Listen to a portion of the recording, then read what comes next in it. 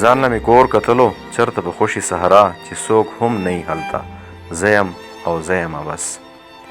نه د چا شور اورم نه یې د شر خبرېږم د بېغمۍ دغه ژوند ډېر پسې وګرځېدم خو داسې خوشي صحرا ما پیدا نه کړه چرته په دغه لوی سفر کې بیا په یو ښار تېرېدم نو خاموشي و ډېره لږ پښه نیولی شومه هډو چا غږ نه کوو په دغه ښار دننه هر کور کنډر ښکارېدو د دغه ښار په کوڅو خاموشۍ کور کړی و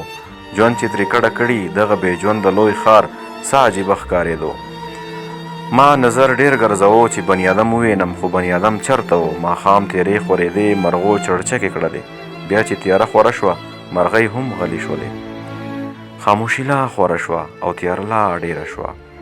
دغه تیارو کې یو خس په سر کې رڼا په یو کنډر کې بله لاړم په منډه هلته نو یو سپین ږیری بابا دغه کنډر کې ناست و ما ترې تپوس وکړلو بابا دا څه قصه ده ویل یې ته چې وینې دغه کنډر کورونه